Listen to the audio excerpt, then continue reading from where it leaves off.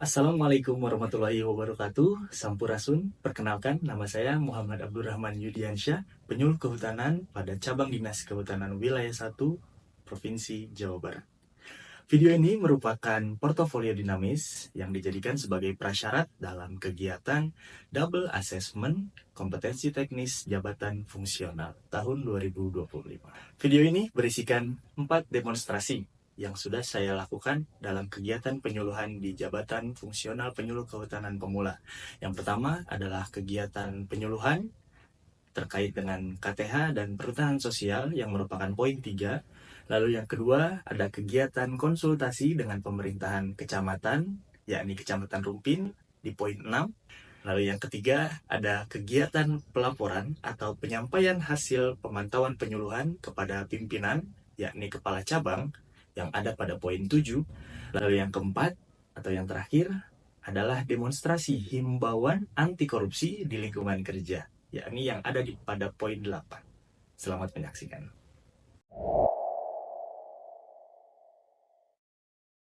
Bismillahirrahmanirrahim. Assalamualaikum warahmatullahi wabarakatuh. Alhamdulillahirrahmanirrahim. Wabillahi nasta'in wa ala umuri dunya wa din wa alihi washabihi wasallam ajmain, amma ba'du. Yang saya hormati Bapak Kepala Desa Lewi Batu, Haji Sidik. Yang saya hormati juga Ketua BPD Lewi Batu, Pak Haji Judin. Yang saya hormati pula Ketua Kelompok Tani Hutan Barokah Alam Subur, Pak Nurjen.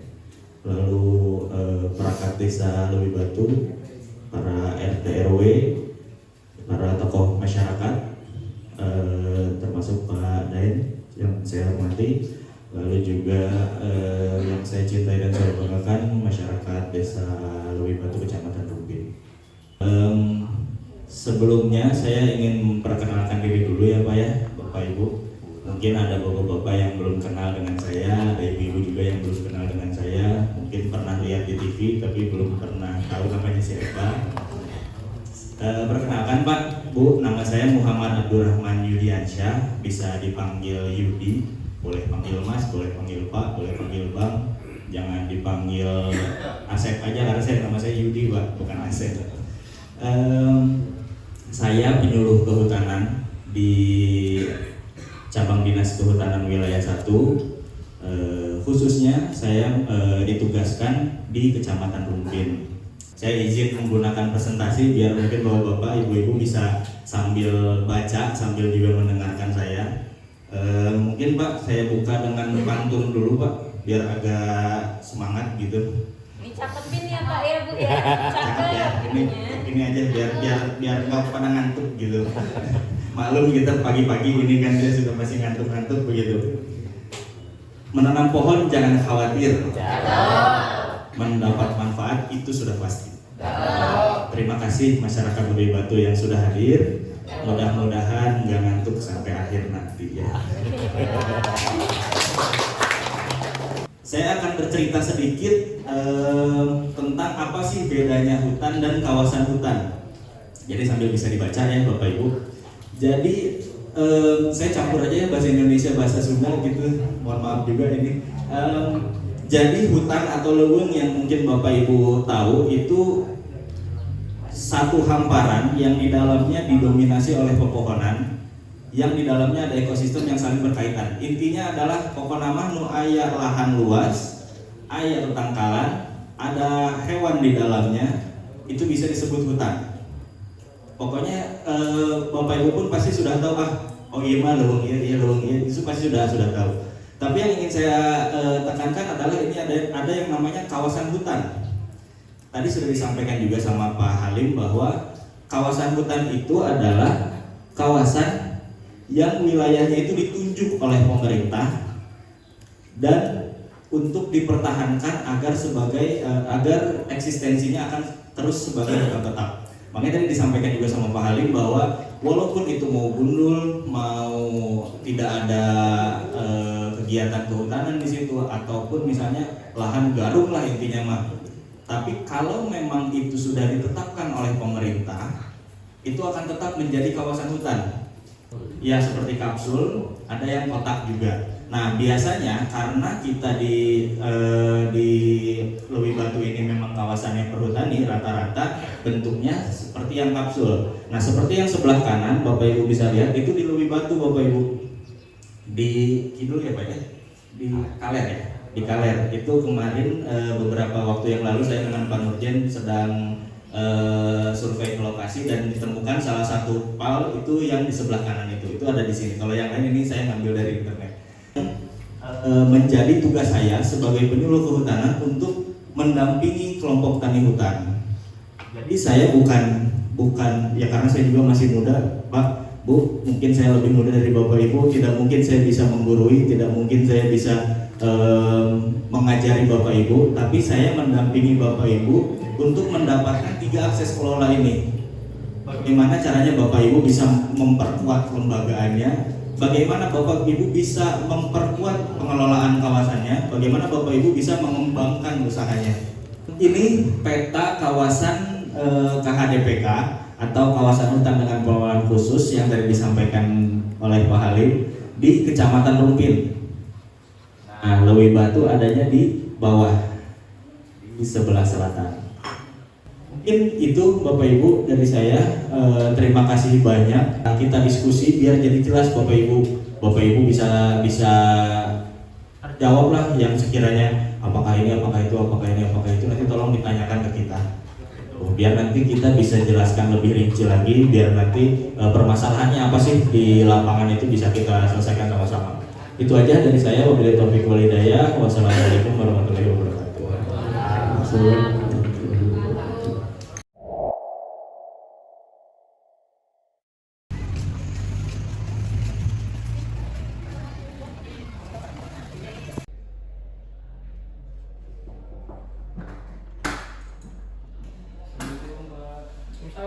Ngotot malah.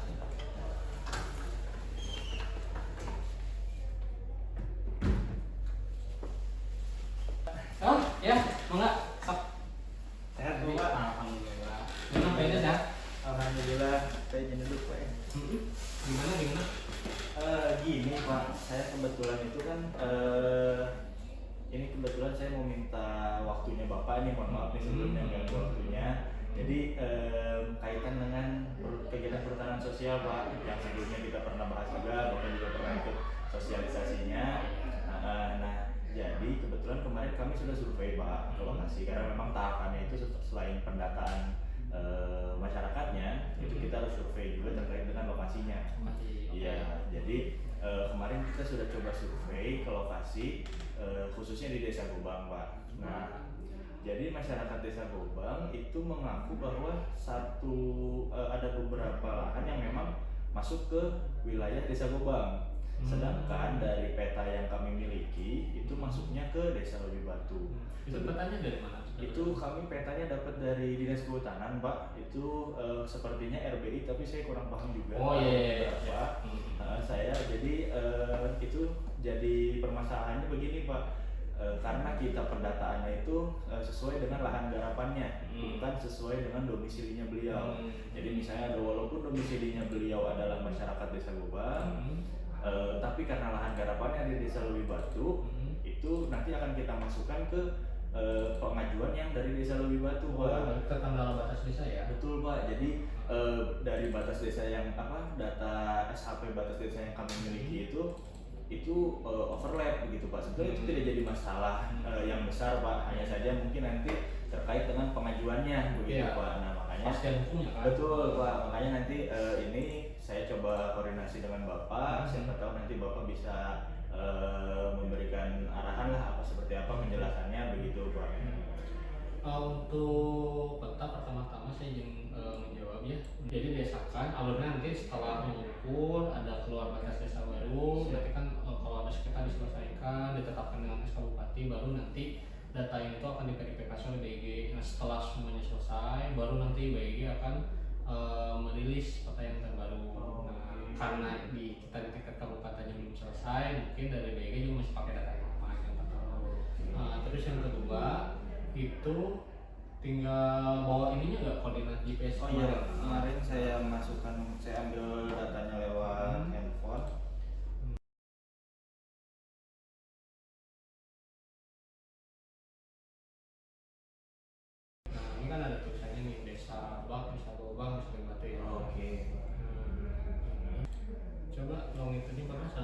106,623 623 020. latitude-nya Latitude minus 6,509,576. Nah ini kan posisinya tadi kalau dilihat dari peta yang di atas Rabak, yang sebelah timur ini kan Desa Gobang, yang sebelah barat Desa Batu.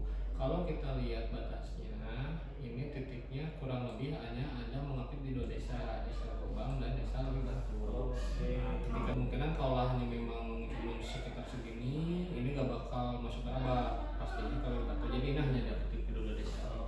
Sementara untuk GPS yang ditembak itu posisinya ada di Desa Gobang. Nanti yang menentukan SHP lahannya sampai mana nih garisnya. Nah, nanti batasnya kan udah jelas ada di 2 desa, di desa lagi. Iya. Lebih seperti itu. Iya, baik Pak. Berarti dari titik yang saya ambil itu bisa emang betul-betul di antara batasnya gitu loh ya. Walaupun memang tapi kalau secara dilihat kita peta ada memang masih masuk di Desa Gobang ya. Desa Gobang. Ya. Tapi di perbatasan banget tuh. Betul. Berarti artinya kalau dari titik saya ambil, saya berdiri kemarin ke arah kiri itu berarti masuk ke Desa Batu atau ke daerah baratnya, berarti ke daerah timurnya itu masuk ke Gobang ya Pak ya. Betul. Oke. Nanti kita membutuhkan data-data kayak koordinat, SHP-nya nanti kita cocokkan, kita share dalam bentuk publikasi. Seperti itu.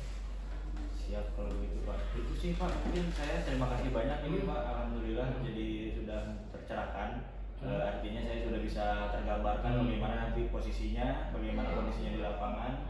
Saya juga terima kasih ke dinas karena koordinasi kecamatan kan salah satu yang penting ya. Jadi kita datang bisa sinkron gitu. Kita juga sebagai aparat kecamatan terbantu dengan adanya program-program dari dinas terkait. Namun kita juga bisa lebih akurat ya supaya tepat sasaran. Oke Pak. Iya Pak, paling itu aja Pak dari saya. Nanti mungkin kami coba update lagi terkait dengan perkembangan kegiatan perhutanan sosial kita. Mungkin itu Pak ya. Makasih banyak. Mohon maaf ini ganggu waktunya. Di sininya adanya. Siap, makasih banyak Pak. Ayo, mari saya angkat. Mari.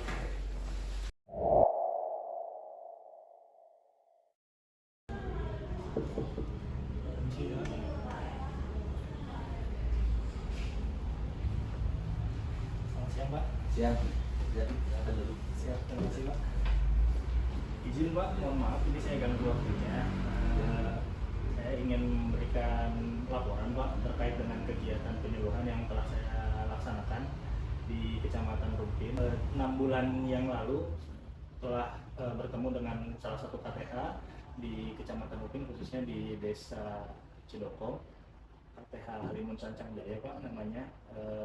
Beliau menyampaikan bahwa ingin mengetahui terkait dengan budidaya lebah madu Pak. Lalu dari situ kami mencoba untuk memberikan informasi, memberikan edukasi terkait dengan budidaya lebah madu tersebut. Dan alhamdulillah selama 6 bulan terakhir dan telah saya coba membuat semacam instrumen monitoring Pak terkait dengan pemantauan penyuluhannya. Jadi saya izin menyampaikan laporan tersebut Pak. Jadi silakan Bapak dilihat. Jadi selama 6 bulan terakhir itu dari hasil instrumen yang telah saya buat Pak, alhamdulillah telah dilakukan pemantauan dan selama 6 bulan tersebut sudah ada peningkatan dari kelompok tersebut. Jadi mereka sudah bisa melakukan pecah koloni, sudah bisa memindahkan koloni yang ada di alam ke dalam stup lebah madu tersebut Pak. Jadi alhamdulillah dari hasil instrumen yang coba saya buat, alhamdulillah penyuluhan terkait dengan budidaya lebah madu tersebut bisa tercapai Pak di KTH Halimun Sancang Jaya tersebut. Oke, terima kasih laporannya ya Pak Yudi. Terus diingatkan monitoringnya terkait dengan produksi. Berarti kan sekarang sudah produksi madu ya? Sudah produksi madu. Mungkin nanti ke depannya bisa dikembangkan lagi. Jadi udah bisa pecah koloni, juga harus dipertimbangkan dengan pakan yang tersedia, dan tentunya ke depannya juga dibantu untuk pemasarannya dan mungkin untuk produk-produk yang lain ataupun nanti termasuk juga apa dari tindakan produknya dan masalah. Jadi nanti ada nilai tambah dari produk. Jadi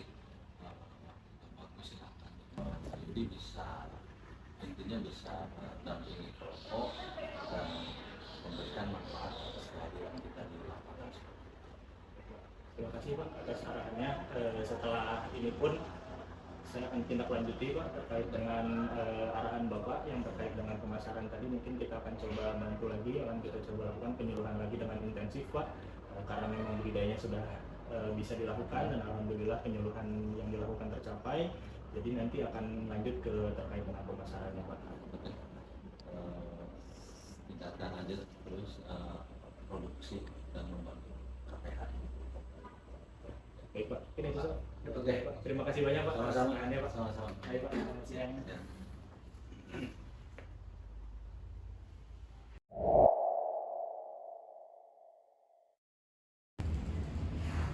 Aduh, Kang Yudi. Nurul, gimana nih?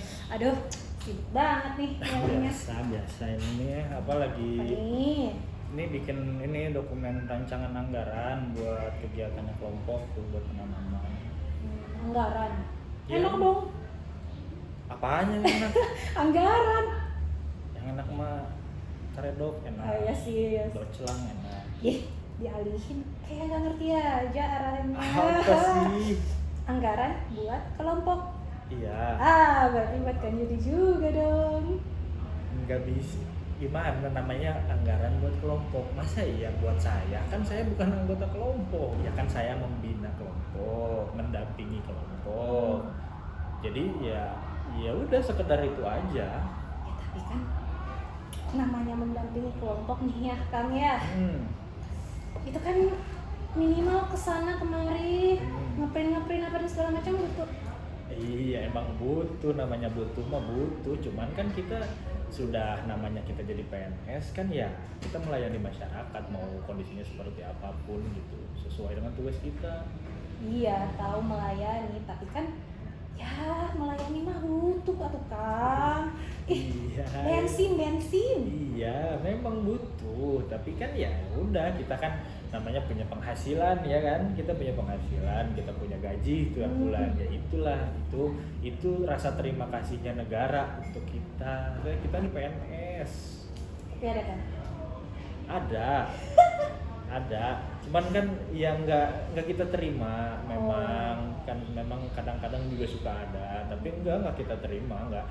Saya selalu nyampein ke kelompok bahwa kami ini sebagai PNS memang melayani masyarakat, memfasilitasi masyarakat butuh apa, ya kita bisa bantu apapun sebisa mungkin kita sesuai dengan aturan yang ada.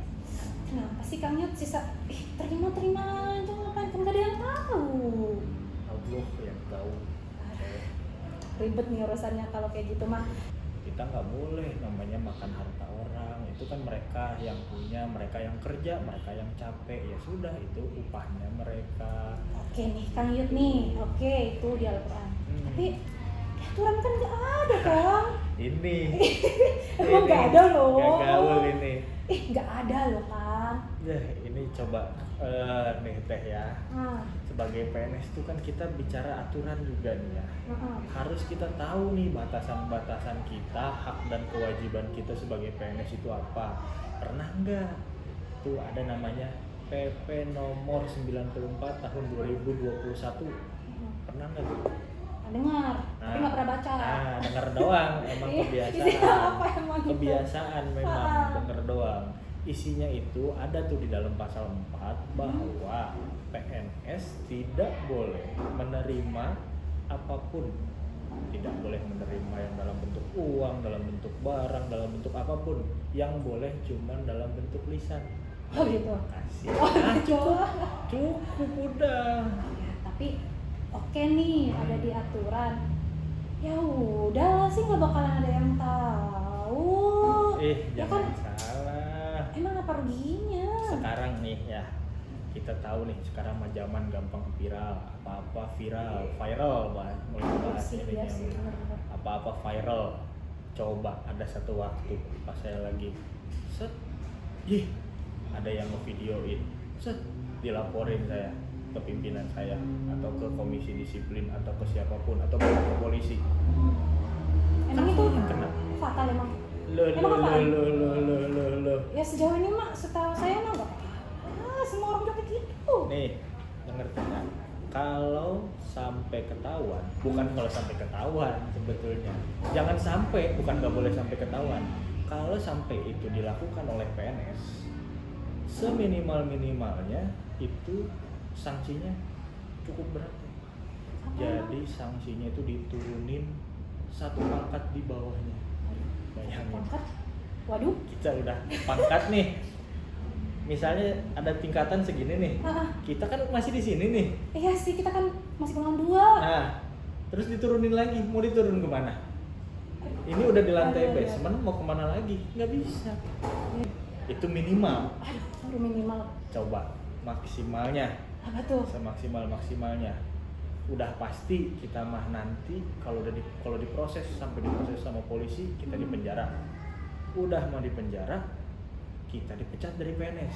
Masa sih sampai Ya. dipecat? Lebay nih Kang Yudi sampai Makanya dipecat. baca aturan, jangan cuma dengar-dengar doang, aturan teh dibaca, dipahami, dicermati, direnungi, dijalankan. Sampai dipecat ya?